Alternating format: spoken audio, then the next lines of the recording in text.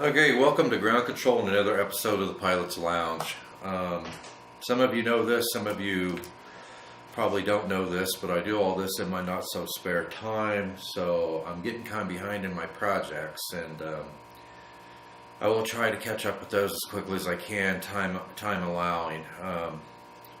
So the items first let's go into the items that I wasn't able to cover in the last episode, and unfortunately I'm not going to be able to cover in this one either. One of the projects that's in the pipe is the Volantech Super Cub and setting it up with flaperons. I'm hoping that I can get that completed before the next episode. And also the mods of the Volantech Ranger G2 plane that has a bad thrust angle. So I want to get to that. I've already programmed flaperons on that plane. It flew fairly well. It took off without nosing down. But I want to set up elevator mix with that on those flap settings, and I have yet to do that. Field testing of the HTIRC Hornet 20 amp ESC. I've tested several ESCs, but I have not had a chance to get to the field testing of that ESC. We've done the bench test of it, and it performed well on the bench. But as you know, some items perform well on the bench, and then when you get out in the field and test them in real life situations, not so much. So that's probably one of the most important pieces of information that we disseminate in these episodes, is what we find over time with the items that we review, and this is where we post that information. So pretty important, to tune into these episodes if you want to see follow-ups on all the items that we review. The first item that I want to review, and I have good news on it, and I still have the original prop, the Rctimer 6x3 composite sport prop. Same one that I did the initial field testing with. I probably have 35 flights on this park jet with that same prop on there. So if you guys have watched any of my flight videos, you know the type of terrain that I have to land in. So I ordered 10 of those props, and it looks like those are gonna take some time to go through, and that's good news. I finally found a very good prop for these mini park jets, so love that prop. Field testing of the Racerstar BR2207 2500 kV motor, which is the motor that I have on the Mini. I have probably 45 flights on that motor now, and it has continued to perform extremely well. I like the power and the efficiency that it produces with that prop. If you watch some of the flight videos of this park jet, I mean, it just, you do a vertical climb and it just keeps going and going and going. So I'm very happy with that motor. That's probably the 6th Racerstar motor that I've purchased so far, and every one that I've purchased thus far has been an excellent budget motor. So big thumbs up on that. Field testing of the Blue Sky switching voltage regulator, which we attach to our Opto ESC. That voltage regulator has continued to perform extremely well. I haven't had a single problem with it, and I've got tons of flights on that with the FET Little B 20 amp ESC. We attach that voltage regulator to, and both of those components just have continued to perform extremely well. So that's probably the most reliable setup that I've had on a speed controller so far. So I'm going to stick with it. Field testing of the Dual Sky Echo S3S 800 milliamp 25C LiPo, which is this little guy right here. It's only an 800 milliamp LiPo, and this is one of the best batteries that I have ever purchased. And unfortunately, it looks like, I tried to buy more of these at Banggood, and it looks like they're not going to be carrying them anymore. So that is a shame. The only thing that I've seen is their 2S LiPos on Banggood, but that was an excellent low-cost battery. I mean, if they had more of them, I would be buying more of them. If anybody out there finds another place where you can source these, then let me know. in the comments section, because I would definitely like to have more of these batteries. One of the batteries that has not performed very well, and I also use this. This is my alternative battery that I use in the mini park jet, and this is a Hobby King Zippy 3-cell 1000 milliamp hour 25C LiPo. And these things just seem to be really inconsistent and in low and colder temperatures. And I'm not talking about freezing, but you know, somewhere between 38 to 42 degrees. It just saps these batteries. These continue to perform very well in cold temperatures, and these are just terrible. I mean, it feels like you're getting maybe 60% of the power out of these batteries, so I'm not happy with these at all, and I won't be buying any more of them. And the other thing is, I bought 4 of these 1000 milliamp Zippy LiPos, and the weight of the battery is supposed to be 1000 milliamp. Now, I kind of have my doubts about that. This one weighs 76.6 grams. This was the lightest of the 4 that arrived. The heaviest one was 85 grams. So there was a 9-gram difference in those 4 batteries from the lightest one to the heaviest one. So I don't see how those all could be 1000 milliamp LiPos. So there you go with that. I won't be purchasing any more of those. Field testing of the Racerstar BR1407 3500 kV motor. It was not the motor that I had selected to put on our micro F-22 park jet. It was a little bigger, heavier than what I wanted to put on it. I was wanting to put a 1306 4000 kV motor on it. I didn't have one available after I got the airframe put together. I thought I still had one in inventory, but I didn't. So I went ahead and put the Racerstar BR1407 3500 kV motor on it, and it has performed extremely well. I mean, I have to say, I was kind of surprised on a 2-cell and a 3-cell LiPo, swinging that 35-45 prop. And we'll be posting some more flight videos of that micro park jet with that motor on it. And, you know, even with a 2-cell, it produces plenty of thrust. You can do all kinds of acrobatics with that park jet on a 2-cell. And then you put a 3-cell on it, and it just screams. So that's a motor that performs better than I expected it would. So I'm really happy with the 1407 3500 kV motor, the Racerstar. Another Racerstar motor that has performed really well for me. So I'm really happy about that.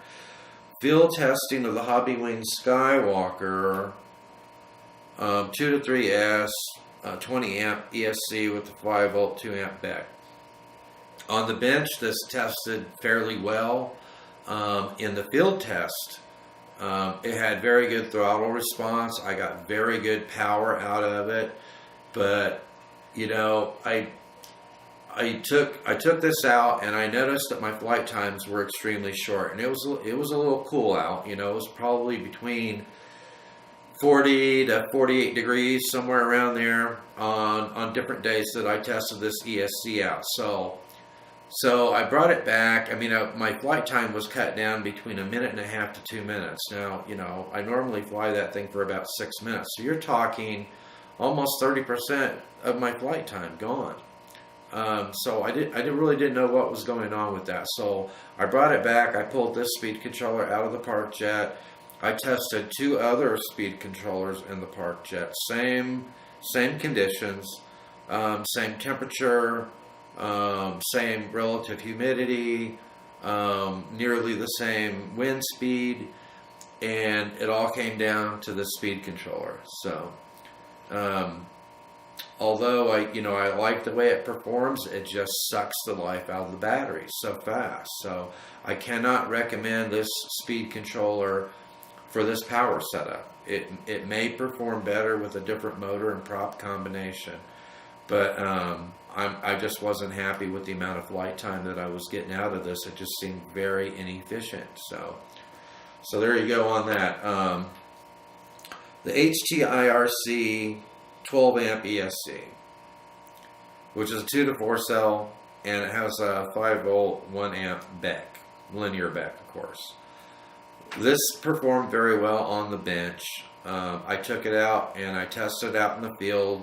I didn't have any issues with it. But I had a poster just post today, I believe it was, who had one of these, and it wasn't detecting the correct number of cells in the LiPo that he was connecting to it. It was intermittent. Sometimes it would detect a 3-cell LiPo as a 4-cell LiPo. Sometimes a 2-cell LiPo as a 3-cell LiPo. The brake setting on it did not work. The low voltage cutoff did not work on it. So it appears from the tests that other people, or the other, the experience that others have had with it, especially this poster, it seems that these HTIRC Hornet series, at least the 12 amps, I haven't done field testing of the 20 yet, but it seems like it's going to be hit and miss on these. So kind of, take that in consideration when you're thinking about making a purchase, as maybe the quality is not very consistent on these. So I always want to make you aware of that. Let's see, Skywalker, the Emax. This is a 2.5 gram servo that I use in my micro park jet F22. It's the first time that I've used this. It's an ES9251. I've been really happy with the torque, especially when I've got a 3-cell and that micro park jet, because it covers some ground, a lot of ground in a short period of time. The problem that I've had with this servo, and it seems to be reliable, it seems to produce plenty of torque, but the granularity on this servo is it's terrible. I had to, when I first took that micro park jet out, I had a lot of problems with, the twitchiness of the control surfaces, and I thought I just had too much throw in it. So I cut my dual rates back quite a bit especially on the elevator, not so much on the ailerons, but a lot on the elevator.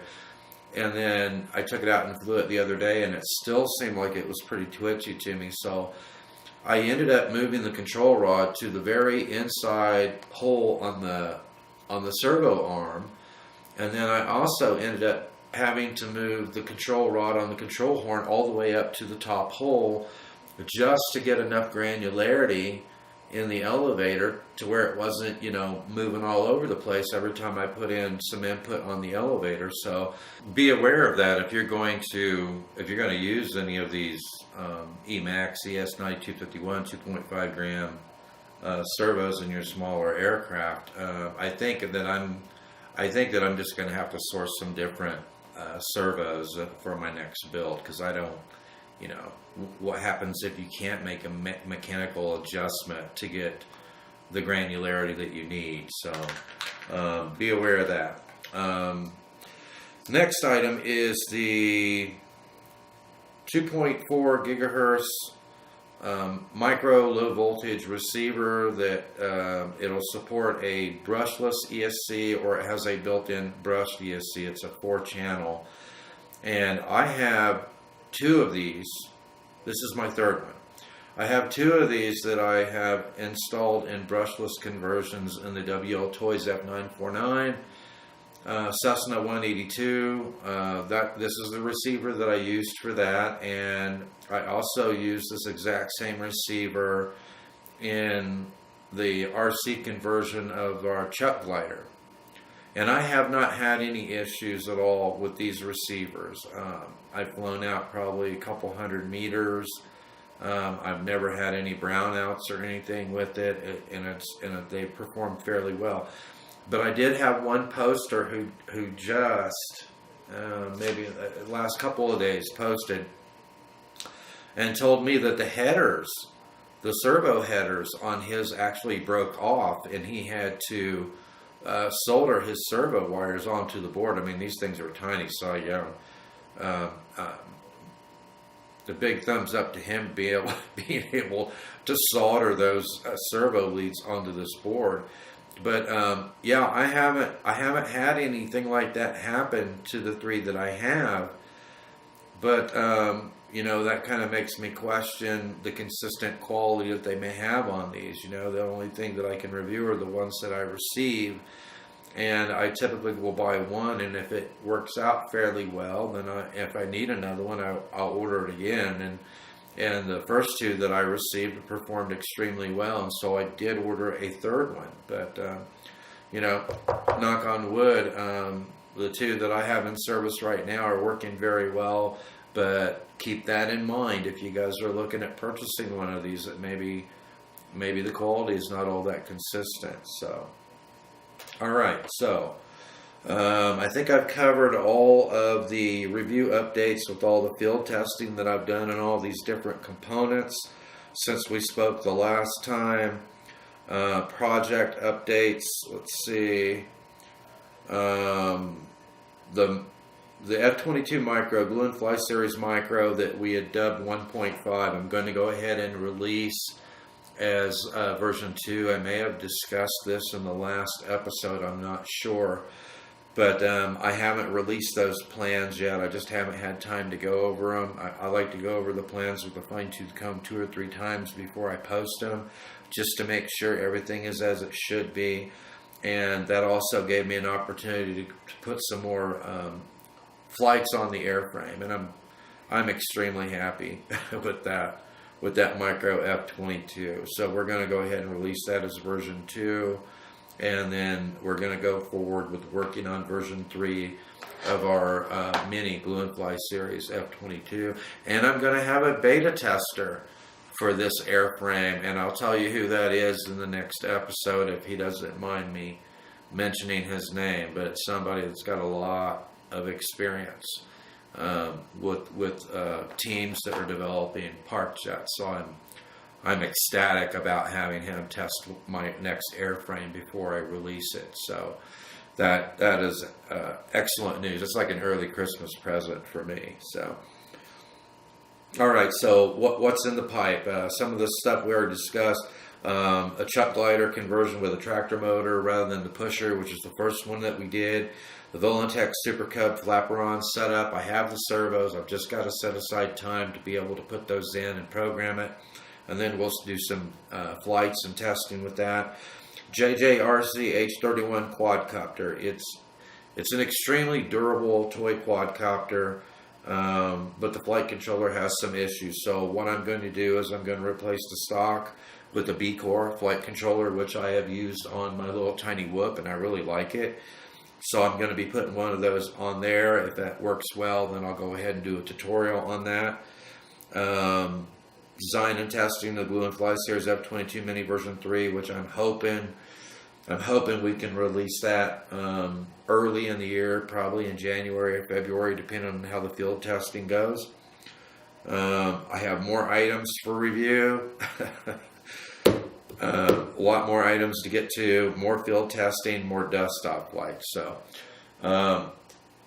So keep watching these episodes. I will keep you informed of everything that I find out on all the items that we review.